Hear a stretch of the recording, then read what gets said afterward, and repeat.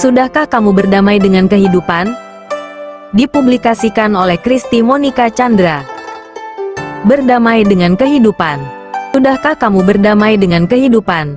Dalam kehidupan ini, ada berbagai permasalahan hidup. Namanya juga orang masih hidup. Maka pasti akan ada berbagai permasalahan hidup. Siapa saja pasti ingin hidup itu inginnya sesuai dengan keinginan diri. Keinginan diri itu nafsu kita. Orang cenderung ingin hidup ini sesuai dengan keinginan kita.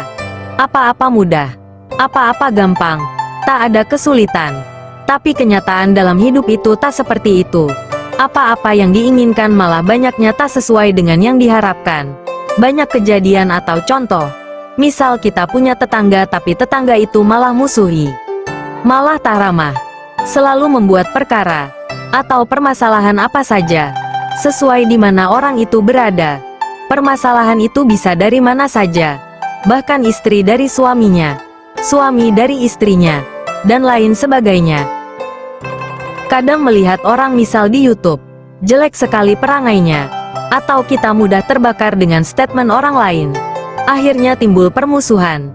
Bahkan kalau kita punya masa ingin digerakkan untuk berantem dengan masa lain. Berbagai masalah hidup berseliweran. Kalau kita masih mengikuti segala macam permasalahan hidup dan terseret terbawa ke dalam aliran kekeruhan masalah di dalamnya, maka itu tandanya kita belum bisa berdamai dengan hidup. Kita seperti air dangkal yang mudah dikeruhkan, diubek-ubek oleh orang lain. Kita gampang bermasalah di mana saja, berantem dengan tetangga, istri berantem dengan suami atau sebaliknya. Setiap masalah itu diciptakan Allah untuk mendidik kita agar bisa menangani masalah hidup. Jika kita sudah bisa mengembalikan masalah kepada Allah, sumber pemilik kehidupan itu Allah. Juga yang mengatur masalah-masalah yang terjadi itu Allah. Allah membuat masalah demikian rupa mengaturnya. Misal saja tetangga. Ini contoh saja. Misal kita punya tetangga yang berperilaku jelek, selalu musuhi kita. Itu Allah. Kalau ingin tetanggamu yang berperilaku jelek tidak memusuhimu, tentu Allah bisa mematikan dia ketika dia dilahirkan, agar dia tak jadi tetanggamu, dan hidup untuk memusuhimu. Nyatanya kan orang itu hidup dan memusuhimu. Allah tidak mematikan dia waktu masih bayi, atau waktu dalam kandungan. Malah orang itu hidup sampai dewasa, dan dijadikan orang yang berperilaku jelek, dan dijadikan sebagai musuhmu. Itu terjadi nyata. Berarti ada maksud Allah melakukan itu, yaitu agar kamu bisa bersabar atas tetanggamu itu. Kalau kamu bersabar, mampu bersabar, maka kamu akan dinaikkan derajatmu karena pahala sabar yang kamu peroleh. Pahala sabar itu selalu ada, di mana dan kapanpun kamu berada, di mana saja. Misal kamu lagi jongkok di WC, sekalipun jika kamu dalam keadaan dimusuhi tetanggamu itu, kamu tetap dapat pahala. Walau kamu itu lagi jongkok di WC, bukan dalam keadaan sholat. Kamu berdiri, kamu duduk, tidur, berjalan, apa saja kamu akan tetap dapat pahala sabar, jika kamu memang bersabar.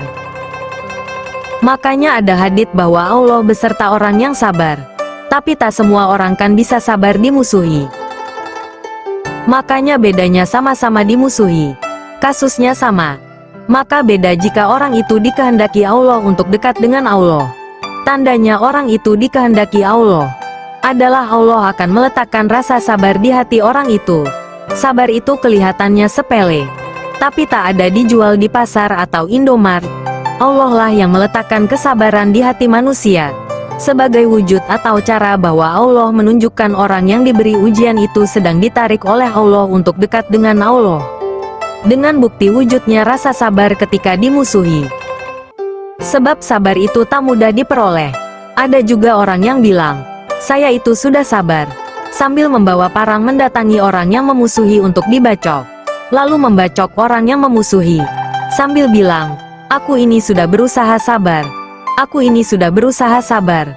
Disabar-sabari kok gak bisa. Ini rasakan parangku. Kembalikanlah segala sesuatu kepada Allah. Karena Allah sudah mengatur semuanya. Tak usah terpancing dengan apa saja yang terjadi di sekitar kita. Berdamailah dengan kehidupan dan aneka apa saja keburukan yang ada di dalamnya. Jadikan masalah di dunia ini umpama gajah atau kontainer jatuh ke samudra. Samudra seketika berombak besar karena jatuhnya kontainer. Tapi kemudian tenang lagi.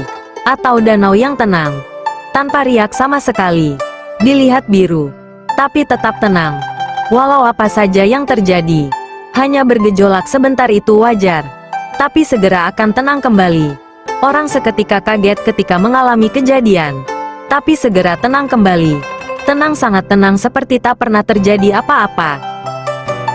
Apa juga masalah hidup, pasti akan menimpa siapa saja. Tak peduli siapa dia, akan bisa tertimpa masalah kehidupan. Tapi hati yang sudah mengembalikan segala sesuatu kepada Allah, hati yang selalu mendawamkan zikrullah, maka hati itu akan dikaruniai kesabaran. Kesabaran yang tak tahu sampai mana batasnya. Hanya Allah yang tahu batasnya.